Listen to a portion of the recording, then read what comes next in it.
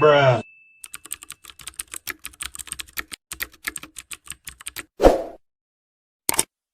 Assalamualaikum warahmatullahi wabarakatuh. Selamat sore. Kami dari kelompok 6 akan membuat video presentasi dari PowerPoint yang kami buat dengan judul Kultur Jaringan Tanaman Kopi dengan nama latin Coffea sp. Ini tugas dari mata kuliah Praktikum Kultur Jaringan dan Bioteknologi Pertanian yang dibawakan oleh Pak Muhajir Sulaiman SPMSJ. Oke, selamat menonton. Nice. Oke, saya Sakir Alarna Sutra akan memulai video presentasi dari kelompok kami. Kopi Arabica atau Coffea arabica merupakan tanaman perkebunan yang dapat diperbanyak secara generatif dengan menggunakan biji dan vegetatif menggunakan stek, okulasi, dan sambung pucuk. Teknik kultur jaringan memberikan alternatif dalam perbanyakan bibit kopi. Teknik ini memungkinkan untuk memproduksi bibit yang relatif seragam dalam skala besar dengan waktu yang lebih singkat dan bebas sama penyakit. Berbagai pendekatan yang telah dipertimbangkan untuk perbanyakan kultur jaringan kopi diantaranya organogenesis atau menggunakan tunas adventif dan tunas aksilar, microcutting, dan embryogenesis. Perbanyakan melalui embryogenesis somatik dari berbagai jenis explant telah dilakukan dengan menggunakan kultur anter, meristem, biji, hipokotil, epikotil, akar, dan daun. Hasil penelitian memperlihatkan bahwa penggunaan explant daun kopi paling responsif dalam menghasilkan embrio somatik dibandingkan bagian tanaman yang lain. Assalamualaikum warahmatullahi wabarakatuh. Saya Evita Sari akan melanjutkan persentase dari Syakil Aaliana Saputra. Kultur jaringan dan embriogenesis somatik tanaman.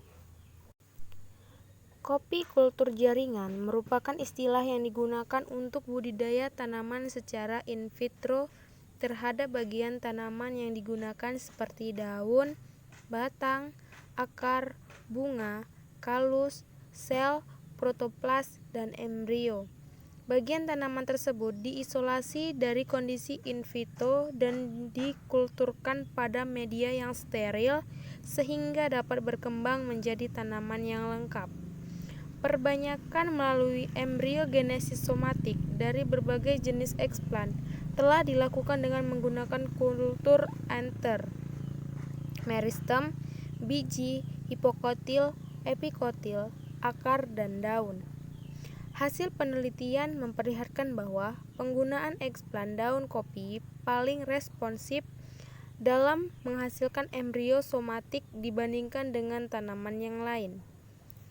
Kultur jaringan memungkinkan regenerasi sel somatik melalui dua alternatif jalur, yaitu organogenesis dan embryogenesis somatik, di mana organogenesis adalah pembentukan tunas adventif secara langsung dari explant yang menghasilkan struktur unipolar, sedangkan embryogenesis somatik adalah proses regenerasi sel somatik yang membelah dan berkembang menjadi struktur bipolar atau embrio. Faktor yang mempengaruhi pembentukan embrio somatik adalah 1. Jenis explant, di mana penggunaan explant yang bersifat meristematik umumnya memberikan keberhasilan pembentukan embrio somatik yang lebih tinggi. Explant yang digunakan dapat berupa aksis embrio, zigotik, muda, dan dewasa, kotiledon, mata tunas, epikotil, maupun hipokotil. Explant yang digunakan dapat berbeda tergantung jenis tanaman dan tahap perkembangan. Perkenalkan, nama saya Diki Saputra Sepuh. Di sini saya akan melanjutkan presentasi dari teman saya, Evita Sari. Yang kedua di sini ada sumber nitrogen. Embryogenesis somatik mengalami proses perkembangan morfologi seperti yang terjadi pada embrio zigotik. Faktor yang penting dalam induksi dan perkembangan embryogenesis somatik adalah komposisi nutrisi pada media kultur. Nitrogen merupakan faktor utama dalam memacu morfogenesis secara in vitro. Kemudian yang ketiga, gula. Gula merupakan salah satu komponen organik yang harus diberikan ke dalam media tumbuh.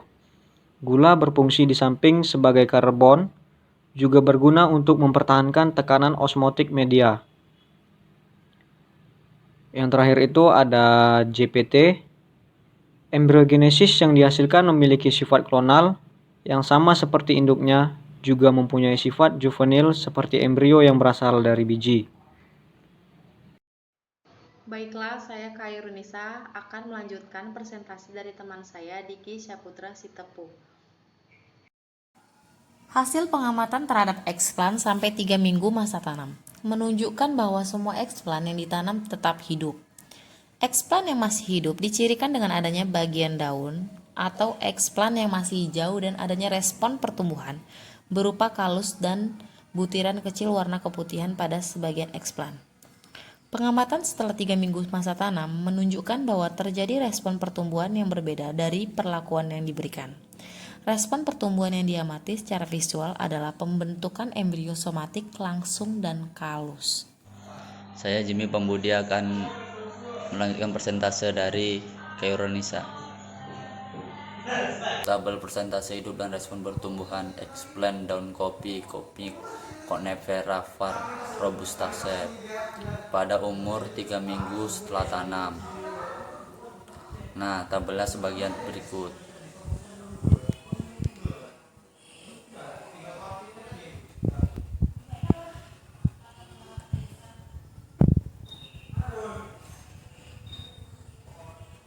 Pengamatan mikroskopis hasil pertumbuhan eksplan menunjukkan bahwa pada perlakuan A ditemukan embrio stematik yang berada pada fase-fase embryogenesis yang berbeda-beda. Fase yang ditemukan adalah fase bulat, lobular, fase hati, heart, dan fase torpedo. Melalui memperlihatkan adanya calon pucuk dan akar. Perlakuan lainnya E, H, dan I menunjukkan adanya kumpulan sel-sel parenkin yang terdiri dari beberapa bentuk dan ukuran sel.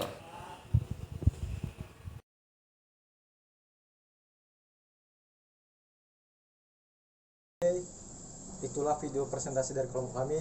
Lebih dan kurangnya kami mohon maaf. Wassalamualaikum warahmatullahi wabarakatuh. See you.